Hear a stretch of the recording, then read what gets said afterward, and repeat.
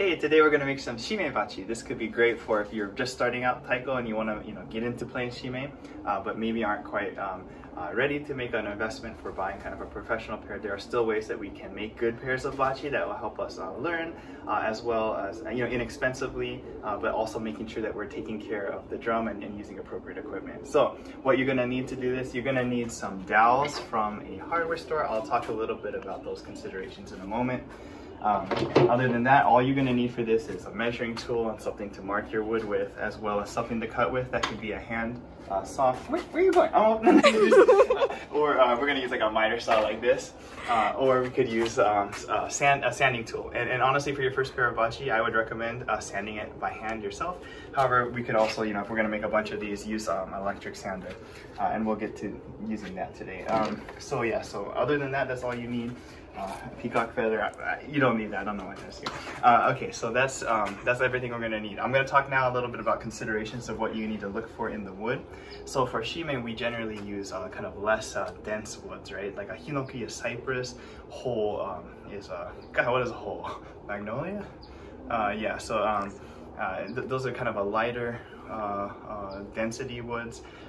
So for stuff you can easily pick up at a hardware store, we're talking kind of like pines and firs, poplars, or this is actually called Ramin or Ramin, not the noodles, this wood. It's from Southeast Asia, but yeah, so considerations then is, so you're going to want something that's not incredibly dense, so probably not a oak, or that you will find oak dowels, and for making chubachi or other stuff, you could use something like that. So you're going to want to use probably poplar, which is going to be really kind of light, pretty easy to break, but not a bad first pair, or something like this Ramin. Other thing to consider is how long are the dowels that they come in. Generally for a bachi, you're going to want it to be somewhere between, I've already marked this one, in bachi I like something around 41, 42 centimeters. You can get maybe 39, but it probably much shorter than that, and it's getting a little hard to wield. So in that case, if this is 4 feet, if I were to divide this into four, it's too short, right? So I can get 3 1 foot 4 inches, so that's about 41 centimeters out of one of these 4 foot dowels, right? So that means with 2 I have 3 pairs, and today we'll make 6 pairs using 4 of them. The one thing to consider when you're picking them out of the store is a lot of times in a hardware store the dowels are very, very crooked or knotted. You're going to want to kind of look for straightness. So like you would examine like a pool cue, trying to make sure it's not bending extremely, or that it has any extreme knots or anything. So like most bachi care generally, you're going to want to make sure that the ends are rounded, and that you're sanding regularly. And we'll talk more about that maybe when we've cut these out. So let's get started. We're going to mark these off. Yeah, so just looking at this again, this is a 4 foot long a dowel, right? So we're gonna divide this into thirds. We're gonna mark on 16 inches. We'll just put a line in, try to look at it carefully, make it straight, and then at 32, yeah, and then that old saying, measure twice, cut once. Making sure that these are ready to go. So we're gonna use this miter saw to cut it. You could use a hand saw. Use safety goggles and appropriate equipment.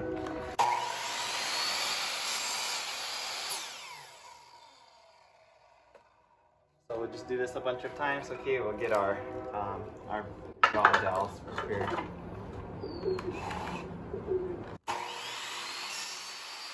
Okay, this machine is for sanding on a plane, but I'm gonna flip it upside down and use it to sand the bachi. This is not the correct use of this machine, but anyway, what we're going for is we're trying to just sand down the edges, make them nice and round all around. So the way I'm going to do that is I'm going to start with our flat edge, and I'm going to just as this moves, I'm going to just rotate it over the sandpaper surface, gradually making a steeper angle to make that nice round edge.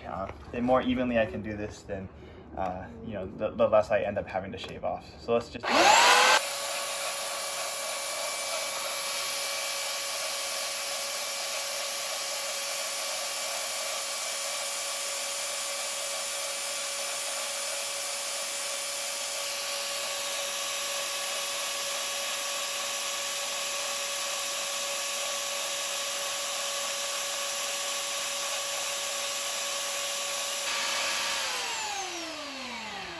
There we go, there's our kind of rounded end there. We're looking for no sharp angles. Yeah, so this is a bit rough, so we'll need to go over the end one more time with a really fine sandpaper, but that'll be our process.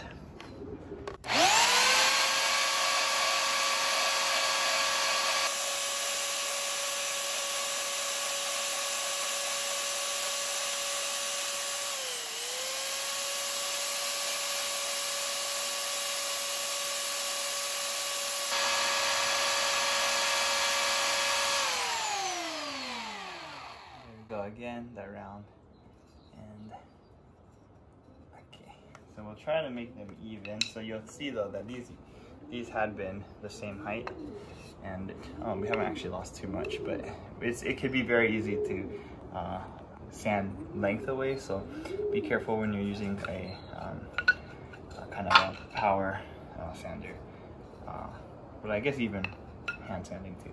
All right, so I'll just do these for all these and then we'll follow up with the hand sander.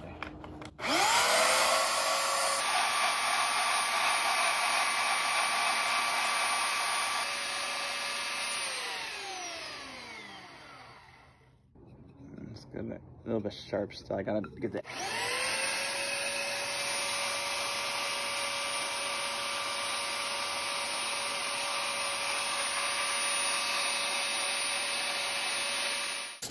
Oh, hi there. Okay, so after we've done our primary sanding, so that was either with the belt sander, or if you've just been using sandpaper, hopefully you've been using a high grit one, so something like a 60, maybe like an 100. And after you've done that kind of that heavy, like thick grit sanding to get it into shape, and you know it's nice and rounded, you're gonna take a finer grit. So this is a 320. You could do it like a 200. And that's what you're going to kind of finish it with. And the goal here is to make that a very, very smooth and no roughness or imperfection. So I'll do both the ends. You can do it this way. You can also, you know, while turning the bachi, move the paper, you know, however you want to sand. But you want to make sure that it's real fine to the touch. We'll do both ends like that. You see how we have these pretty thick cuts from the thicker grit. We're gonna just get rid of all that by sanding it down. Yeah, and then at this point I would also, I'd do a couple passes on just the body or the shaft of the bachi, just to kind of clean off any, you know, grit or imperfection kind of. Sometimes like the stickers too that they're sold with, you can kind of peel them off and then get rid of the grease with this. You're just looking for a clean, consistent feel, just for your, you know, for playing and for the tone. We'll talk real quick about tone matching in a second. Which side? I'm gonna need another minute or so on this one, but yeah. We want the whole bachi to feel smooth with the touch before we bring it to hit drum. So, and that's true of making a bachi or kind of maintaining your pair of bachi. You'll notice that trees grow in layers. They have these rings or these lines in them, and sometimes they'll start to separate along these growth lines, or just other things will happen to them. They might start to fray or get rough along the outside. So it's always a good practice to maintain them by sanding. So, okay, so we've sanded and there's particles everywhere. Yeah, just be careful of that when you're sanding, that you don't want to inhale too much wood. But so we cut them and we kind of pushed them through the pipeline in sets and pairs. But I think it's really towards the end that you really want to kind of match them. And then there's kind of a couple things you're looking for, like length. There might be kind of small differences in length, but you can sand that to fit. The one kind of thing that you're going to listen for is the tone of the bachi. And that's to avoid kind of, because you play a lot of kind of repetitive hits with the shime, and you kind of want to avoid that kind of sound if they were kind of very different pitch. So, you know, part of the complex sound of the drum is the sound of the resonation of the bachi too. So you can kind of make them loose in your hand. Oh, there we go. You hear our kind of tone, kind of that wood blocky sound here.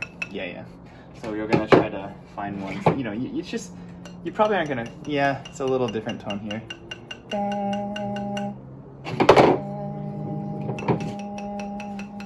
Ah, it's close. Yeah. So yeah, just that they're not kind of wildly different in their pitch, and that they're roughly the same length. Or I mean, you know, if they're not the same length, then you can deal with that with the sanding. So yep. So then you've kind of matched your bachi there in their sets, and that's that. So today we made homemade shime bachi from Ramin wood.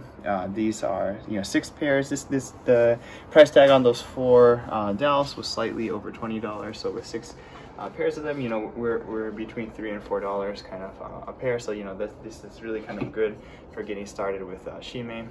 You know, you can also do the same kind of, the whole pipeline we did today, you could do that with oak dowels and chudaiko bachi. You could do that with like a pine, a Douglas fir or something, and odaiko bachi as well.